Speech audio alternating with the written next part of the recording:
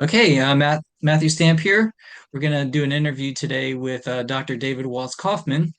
I met Dr. David when I first moved up here to Washington, D.C. metro area, probably around 1997, 1998. Paul Ramos had a open push hands night, Tuesday push hands night at Wuxindao off of Georgia Avenue. And I'd already been a competitor. I'd already done like Taste of China, USA WKF, Quoshu. I've already had done many push hands tournaments. And when you go to push hands nights, there's resistance. I got paired up with Dr. David, and out of nowhere, I'm like flying backwards. And I hadn't had that happen to me before. I was like, what the heck's going on? And so I tried to push him more, and I was just throwing myself back in the air. And that's when I knew I was like, okay, this guy's got some real skill. Um, Thank you, and Matt. yeah, and the good thing was I had come from learning from his teacher, Ben Low, at Tidewater Tai Chi. Uh, Sifu Larry Mann and Sifu Don Davis used to host Ben Low every year. So I went. Ben Low was the first Chinese person to teach me anything about Tai Chi, where you had to stand and he'd come around and you'd earn your burn. You'd just be standing there until he came by and corrected you. And when he corrected you, it was even more burning. If it wasn't already burning enough, then he amped it up 10 times more. So without further ado, um, Dr. David Walls Kaufman. Hey, thanks, Matt. This is fun. Um, Whenever I get started talking about local Tai Chi, Washington history, and Zheng Manqing and Yang family and Ben Lo, I'll always get deep in the weeds because there's so much fun stuff to relate. I guess I got started in Tai Chi with Bob Smith. We were in BCC high school in 1973, and we wanted to start a martial arts club. And so we all went all over the school because we had to get a faculty sponsor. And we had some volunteers from some nice faculty members. And then one guy came running back and he said, "I found this guy and he runs the auditorium at BCC High School, which was $1 million complex in that day, which was the nicest auditorium in Maryland. And they needed somebody to run it. And the guy's name was Dale Ward. And he had been practicing a martial art none of us had heard of, Tai Chi, for 2 years. And so we hurried down to meet him. And he'd been studying Tai Chi with Bob Smith for 2 years. And he had been a Marine and undergone some experiments in concussion and like blowing you up in the air. And so he had compressed his back. And that had led him to two things. One was chiropractic to save his back. He said he was in such pain that chiropractic saved his life. And the other thing he did was Tai Chi, which helped a great deal too. And so he had gone out to Mr. Smith's uh, YMCA classes in the early 70s. So that would have been around 70, 71. And so 2 years later, he was a senior, one of Mr. Smith's senior students. And all of his senior students at that time were about 2 or 3 years. Another guy was Bob Noha, who was a very accomplished Aikido guy. And so I started learning the postures from Dale. And all of us in this martial arts club started learning Tai Chi. And within 3 days, they had all quit, except for me. And for me, Tai Chi just really clicked. And the stories about Professor Jung and the stories about Mr. Smith. And so Dale started teaching me the form. And as a sophomore in high school, I didn't have any money. And I was lucky enough that I would come down between classes and learn more of the form. And so I learned the Zhengmenxing short form in about 6 days. So I started That was very practicing. generous of him. That was I very generous know. of him because a lot of the teachers are just like the first third for the first year. Yeah, exactly. Hmm. So, and Dale's, he was like a little bit of a prankster because he wanted to spring me on Smith, like this new guy who completely knows the form and nobody's seen him. Hmm. Where did he come from, So he got me prepped for that, and he took me out to the Saturday morning. And there I was in the beginners class. Mr. Smith used to separate the groups into beginner, intermediate, and advanced. And advanced, you just had to know the whole form. I guess I went to the advanced class, and Mr. Smith was kind of like snickering and keeping an eye on me because there's probably about, 40 people, maybe 50 people there, maybe more than Hmm. that. On a Right. big day, there'd be 100 people there. I believe it. And he was keeping an eye on me and kind of snickering, like, "Yeah, who's this? Who's this new guy?" I mean, he's an experienced martial artist. New guys show up. Are they going to Hmm. challenge you? What's going to happen here? And Hmm. then I start doing the whole form, and I go through the whole form, and Mr. Smith definitely noticed me. Hmm. And so Dale brought me up, and I think maybe he didn't. And I think Mr. Smith kind of, called me out. What's going on here? And Dale, said, "Oh, this is, David, and I've been teaching him the form, and blah blah blah." And Hmm. so it wasn't long after that before I was teaching, and I was a senior student of Mr. Smith. And before long, Bob Noah, I think, moved out to California, and Dale went off. He came up to me and he said, "I'm leaving school." And I'm, leaving leaving for school, leaving BCC. I'm going out to the Midwest. I'm going out to become a chiropractor. And I had never heard the word before. I said, "What's that?" And so he explained about his injuries in the Marines, and it was really realigning the spine to normalize neurological language between the brain and the body that are because kinks in the spine, failures in the spine, like anything else, are caused by stress. Stress is the cause of disease, Hmm. psychological, chemical, physical. Stress breaks down the body and changes it from its perfect function to an imperfect function. Hans Selye, talked about the hormonal part of the axis in 1935 and not 1967. Watmore and Coe talk about the dysfunction caused by stress, um, the dysregulation. And part of that is a change in the body's perfect structure. And chiropractic addresses that.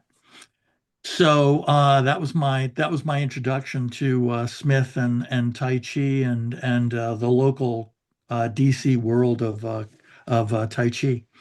Now, where does Shurjung up in New York come into play? Was that before or after you met Ben Lowe? Can you talk about that? Yeah. Oh, all of those are great stories. Um, so Dale took private lessons from Tam Gibbs. And Tam Gibbs was one of professors like 10 senior students. Right. He and Ed Young were professors, translators. Hmm. And Oh, you'll, by the you'll, way, quick shout out to the book because we have Tam Gibbs and Ed Young in the new Sage Principles book. So oh, very get good. yourself a copy. I will. I'm glad. I didn't know that was out. I did not know that was out. That looks like a Hmm. must-have volume. Hmm. So, a side note on Tam is that you always see Tam Gibbs in a tie. Do you know the story about that, Matt? You know a lot of stories. I do not know that story. So Tam, I can't remember exactly how he came into Professor's circle or met him, but like myself, I say that, I fell into fascination with Professor Jung, just hearing about the stories about him for, months and maybe a year. Hmm. And so Tam Gibbs, I don't want to put, words in a dead man's mouth, but, it Hmm. appears like he had the same sort of thing as I did, fell Hmm. into fascination with him, fell into fascination with Tai Chi, Hmm. and started doing it very seriously. And he was so moved and so beholden um, and grateful to Professor Zhang for introducing him to Tai Chi and changing his life with Tai Chi, that as a daily symbol of his respect to Professor and Tai Chi, he always wore a tie. Saturdays and Sundays, even from that day on.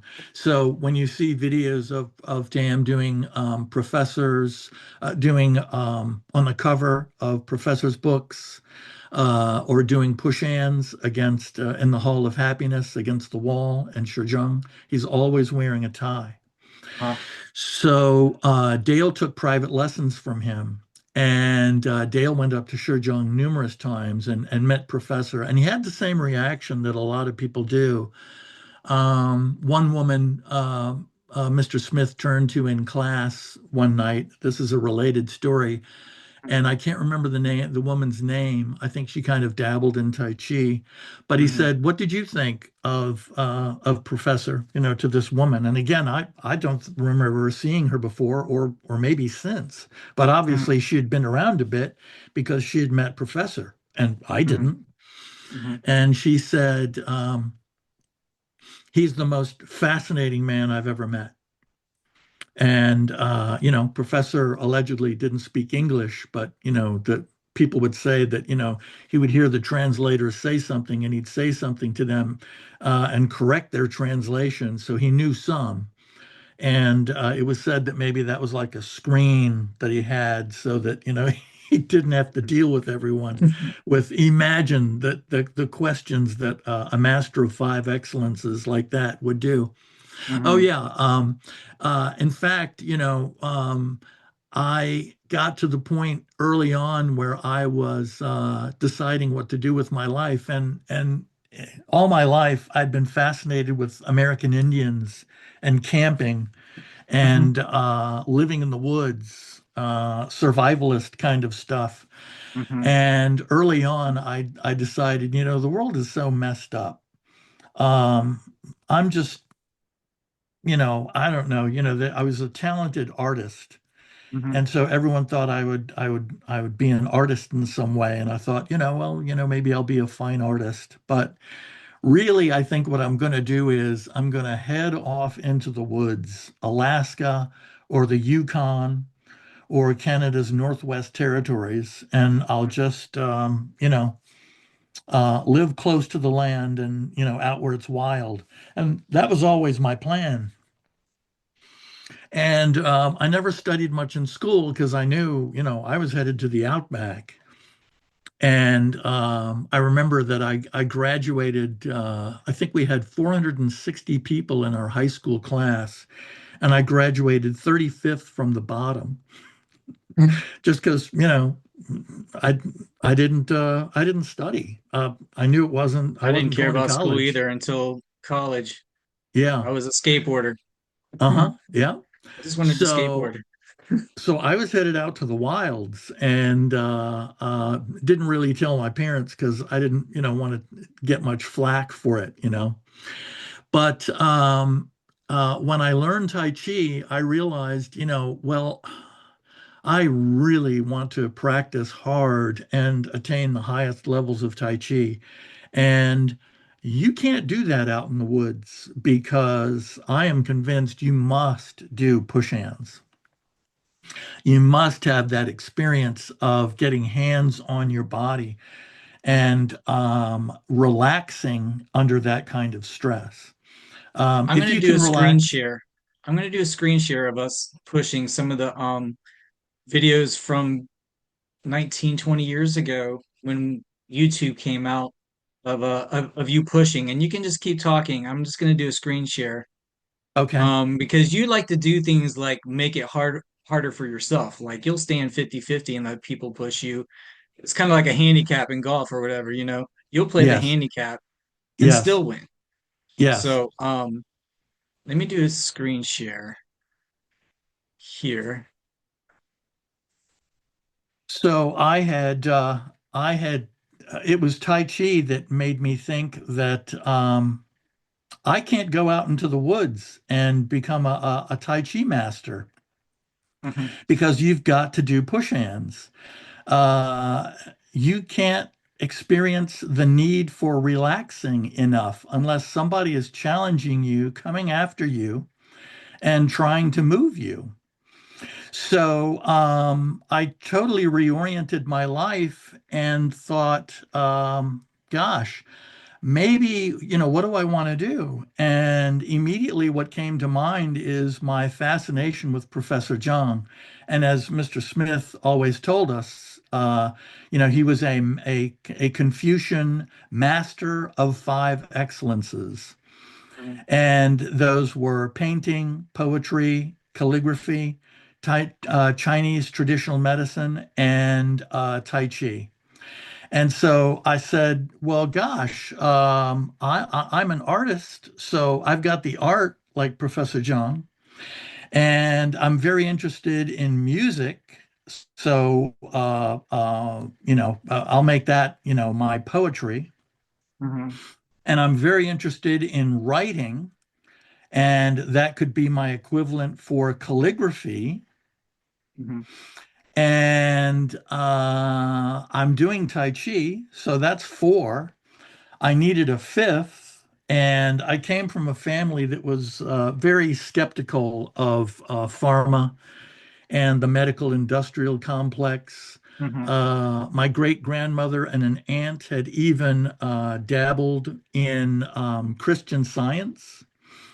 And my mom had that pharmaceutical drug skepticism, as many of us did prior to the 1980s, when the uptick in the vaccination schedule got all of these kids allergies and asthma and on medications because there was a study with there was the pharma had approached some consultants and said, "Hey, how do we protect our market share?" And their consultants got back to them and they said, here's the thing. If people aren't taking drugs by the age of 21, then they remain pharma and medical industrial complex and drug skeptical for the rest of their lives.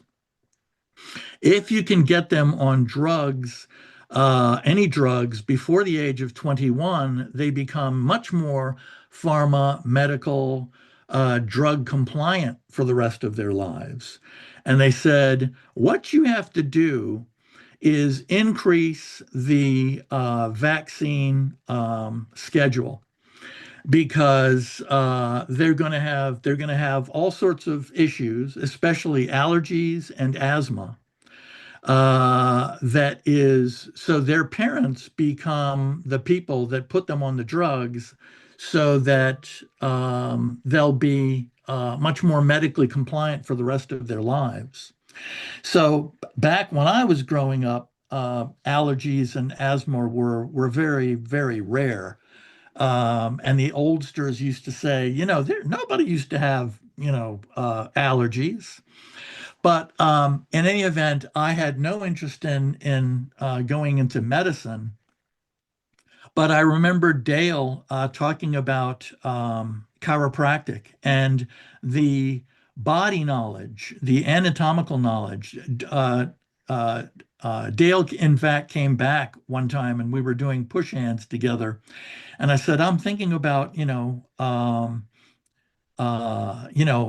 going deeper into the Chinese studies and the martial studies. And he said, and he nodded his head.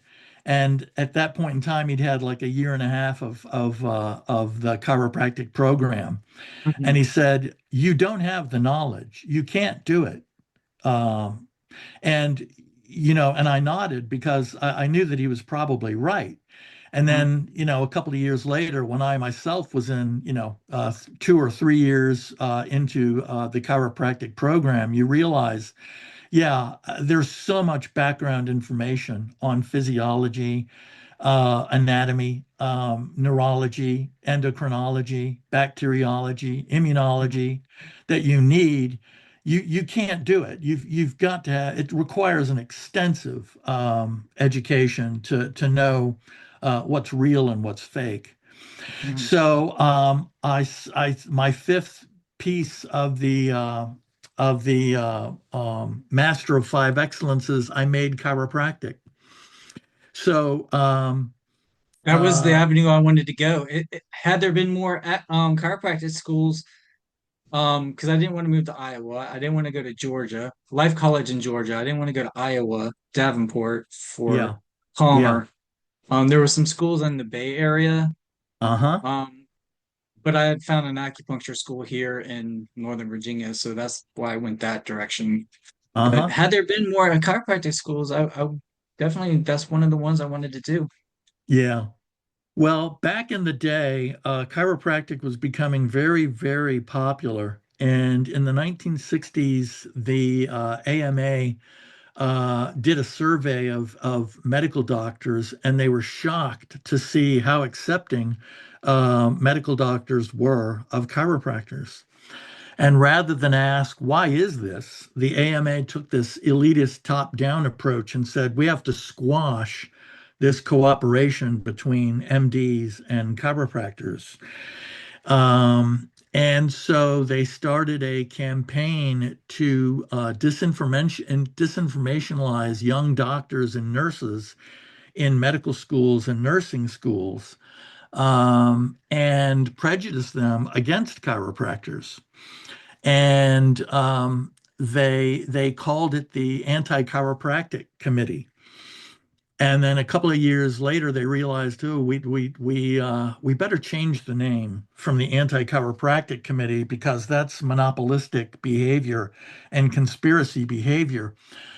We should probably change the name to the Anti-Quackery Committee.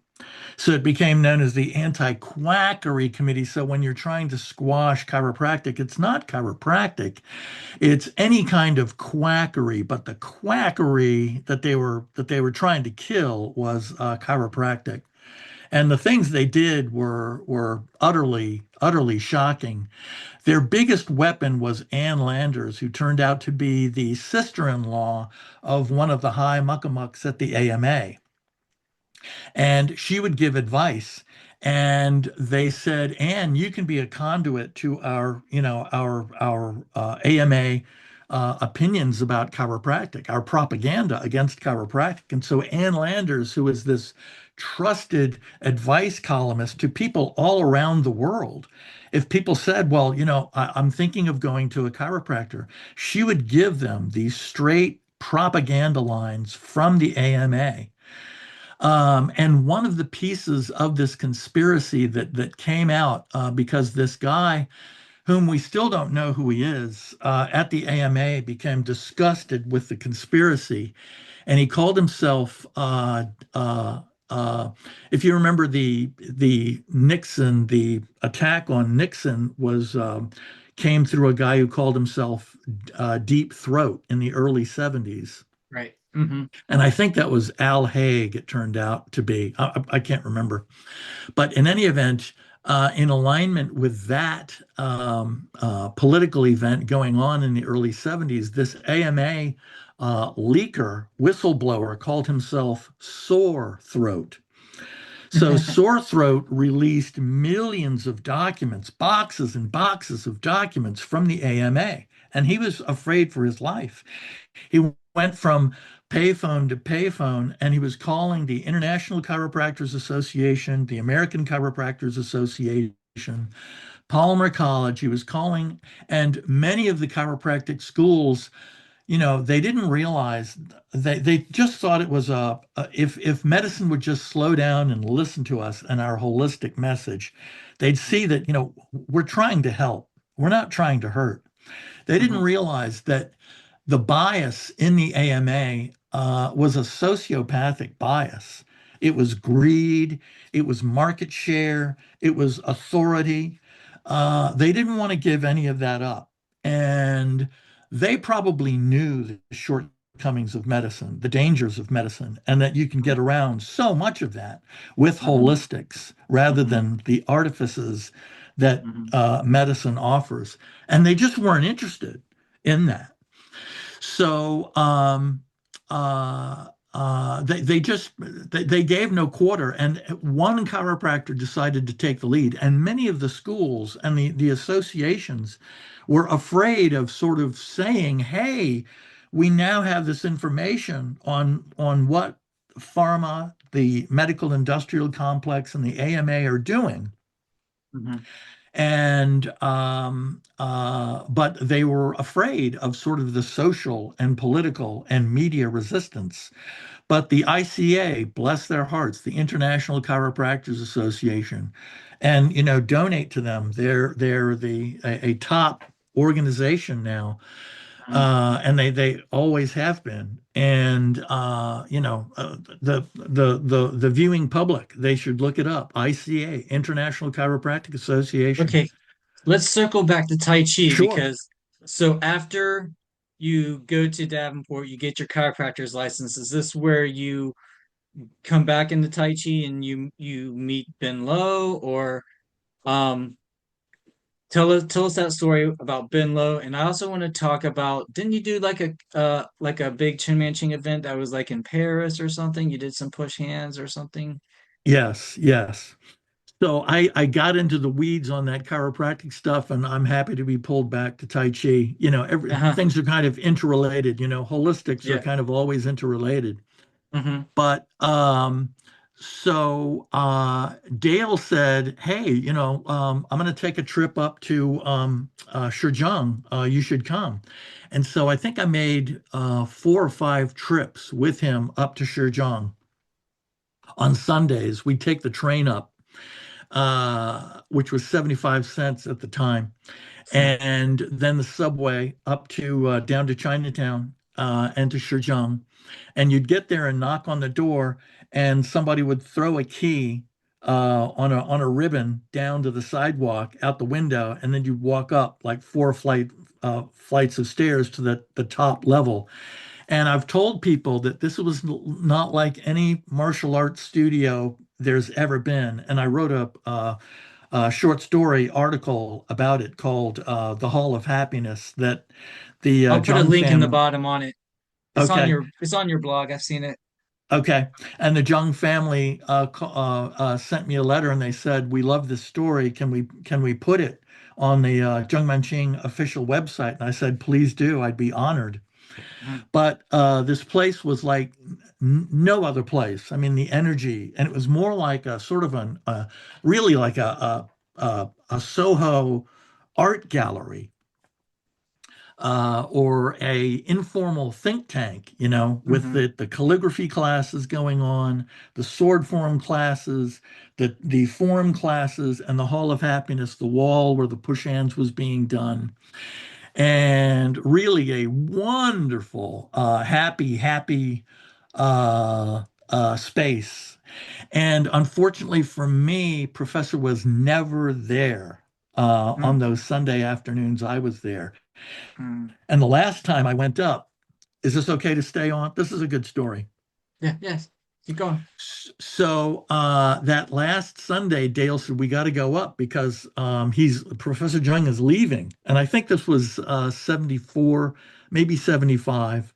Hmm. No, probably 74. So we went up, and everybody was in there because they knew it was probably the last day that Professor was going to come in and say goodbye before he left for Taiwan.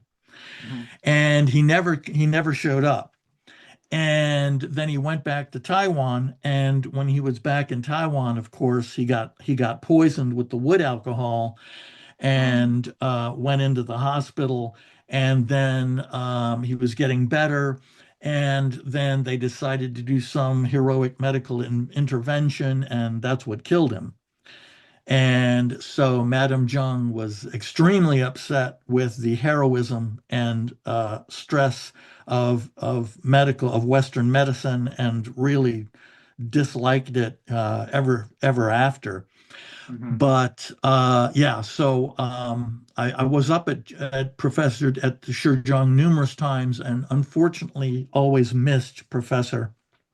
Mm. So the first time that leads into how I met Ben Lowe for the first time. And I Hmm. remember going into the class. I'm going to say it felt like I remember it as being April. And Mr. Smith had two-hour classes, 2 hour class Thursday night and a 2 hour class Friday night, and then the free class Saturday. And I went to, if I wasn't working at Gifford's Ice Cream Parlor in Bethesda, I always went for both classes each night. And so I walked into class that night, and Mr. Smith was unusually subdued. And he said nothing to any of us. And all of us could feel that he was unusually subdued. And as the class filled up, when the room was full with probably about 40 people at um, a ballet studio, Protrotsky Ballet in downtown Bethesda, which Dale had found for them because he had connections with Protrotsky Ballet through the Maryland Theater. So he found that space for Mr. Smith and Mrs. Smith. So about 40 of us were in there, and Mr. Smith said, I have an announcement.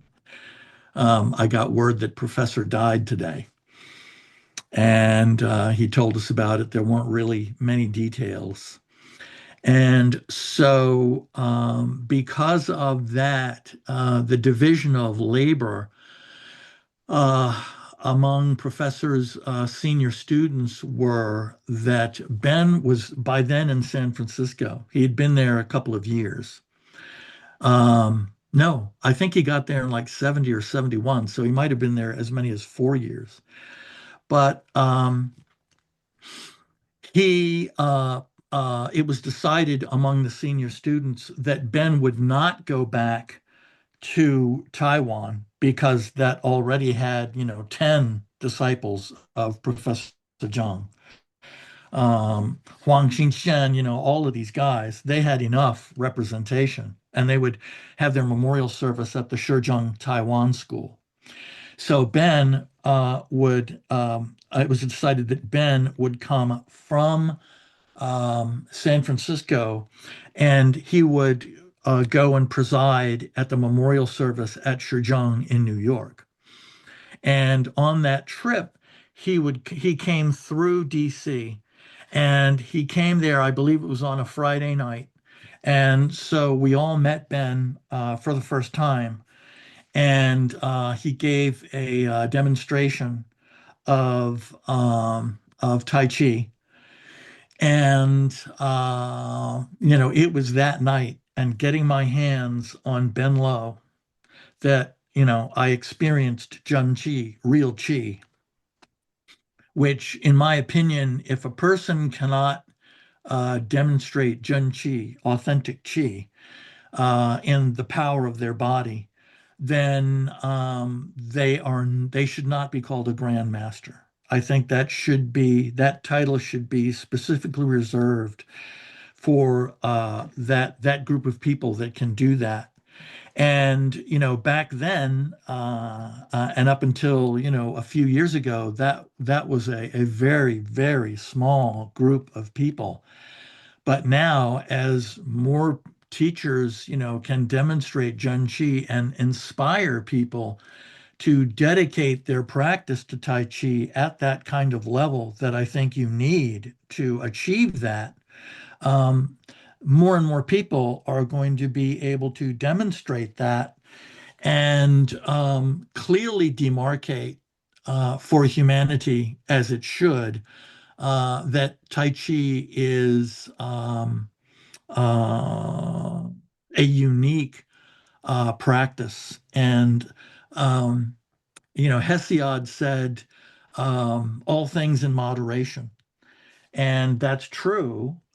But it occurred to me years ago, and David Chen brought it up because he had read it in a book, and he was laughing and telling me about this book. And he said, in the forward of this book in Chinese, this guy had said, Tai Chi is so wonderful. I love it.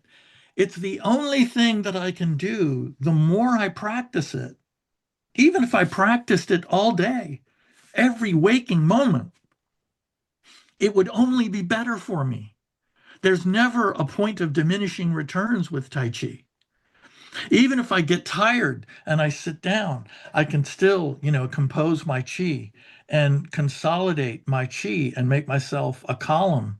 And, Dan Tien and the whole body becomes, engorged with chi. Professor talked about it as like air filling a tire. That's exactly what it is.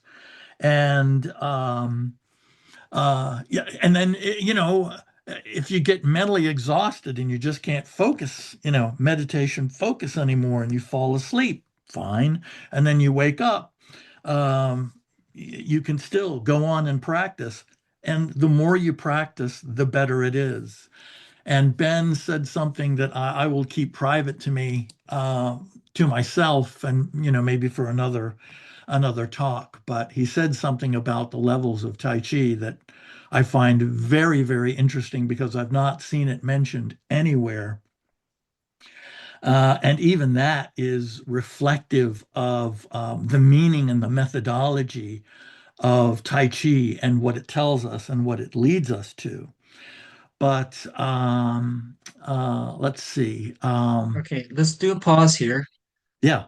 We're going to do a part two. I'm going to pause this video right now because we're going to do a part two video in a second.